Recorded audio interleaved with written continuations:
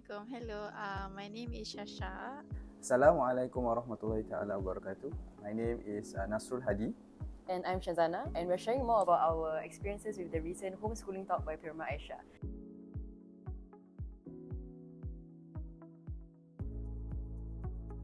So we actually knew about the talk from Pir Ma, and it's not our first homeschooling talk that we attended that was led by her. We've attended a few others, and we found it to be very beneficial and insightful, so we decided to go for this one as well. I knew about the talk from my friends Syazana and Nasrul.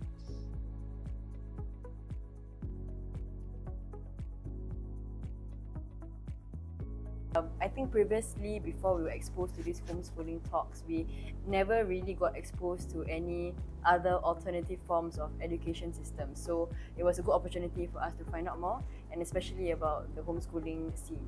I wanted to come for the talk because I wanted to learn how we can, if for someone who may not be considering homeschooling entirely, for my future kids, I do feel like there are certain elements of homeschooling that I can learn from, that I can incorporate in upbringing of their children, if even though we're not planning to homeschool. So I just wanted to be exposed to a different perspective and to see how elements of homeschooling can be incorporated into either secular public schooling or madrasah kind of upbringing for the children.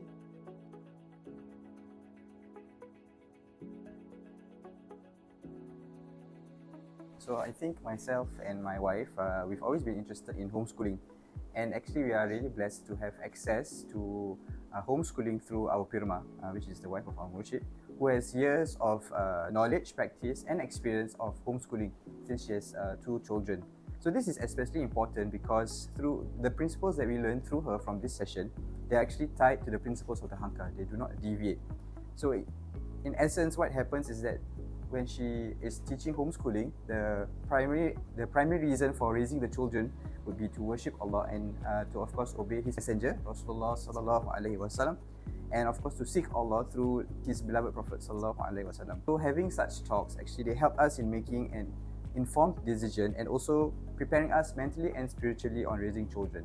I would also like to share a bit about the lesson. So from the recent session, we actually learned about the 777 model, in which the development of the child along his years till 21 years old is arranged, with the first 7 being close to his mother, the second 7 years being close to his father, and the third spent in close connection to both of them.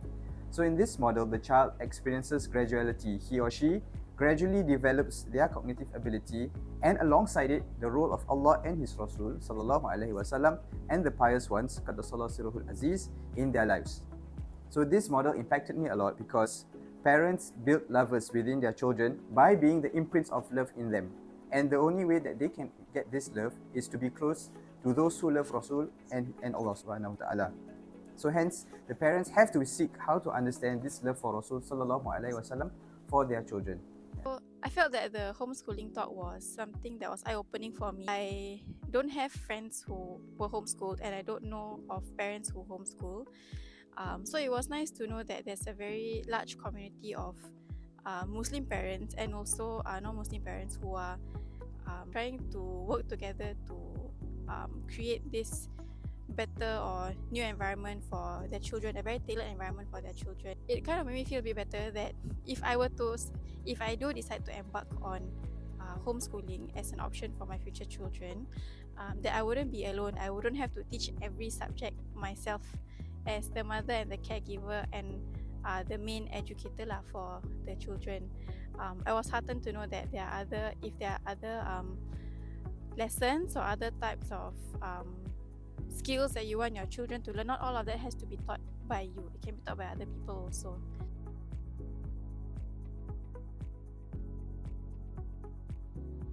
So I think one big lesson that we've gained from the homeschooling talk that Pir Ma Aisha really emphasized upon was the importance of the micro ummah within a family and preserving that micro ummah, be it whether it's through protecting that family and a micro ummah from bad influences and disturbances, or be it like instilling iman and love for the Prophet ﷺ and following the lives of the awliya Allah Salihin.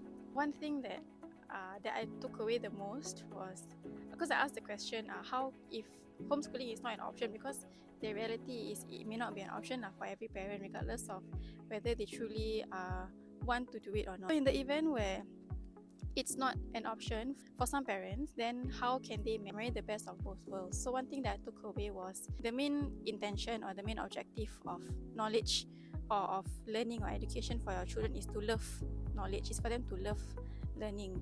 So if that is your intention, and if like your future children were to go to public school or madrasah, then how are you prepared to put that as the focus?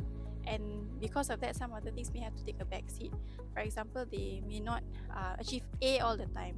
And are you also okay to not set these expectations and too much stress on your children, and focus on a more holistic form of learning for them lah? So that's how it has impacted my mindset, and also it's a food for thought for myself and my husband lah, in raising our future kids.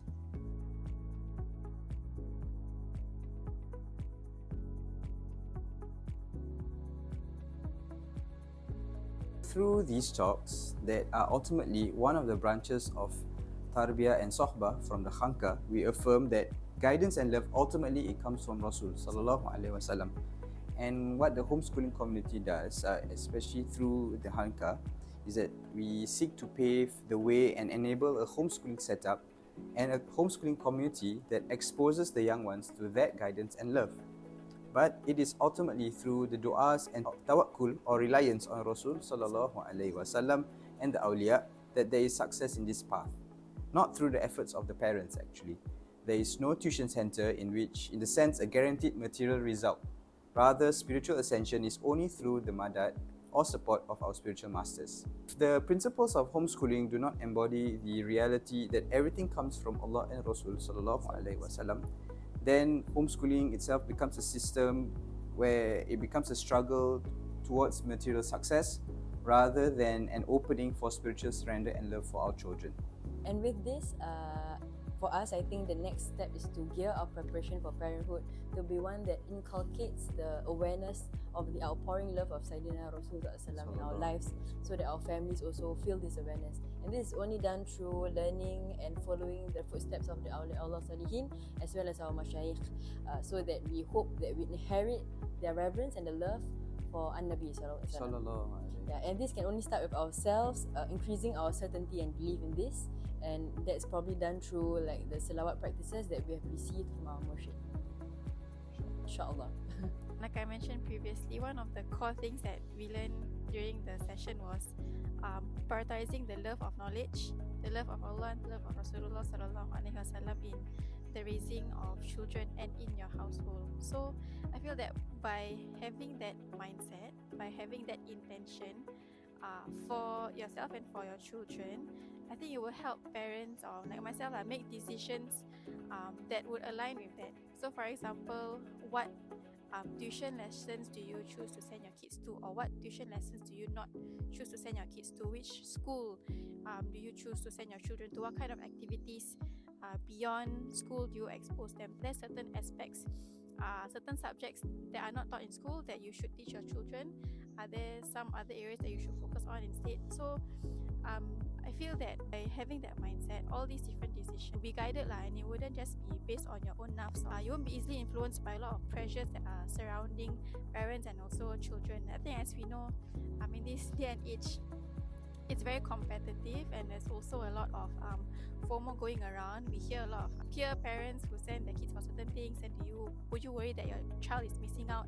And we need to find a way to dispel our anxieties and our worries by focusing on the love for Allah, love for Rasulullah Sallallahu Alaihi Wasallam, and also the love for learning in the decisions that inshallah me and my husband will be making for our kids lah. So that's how I feel.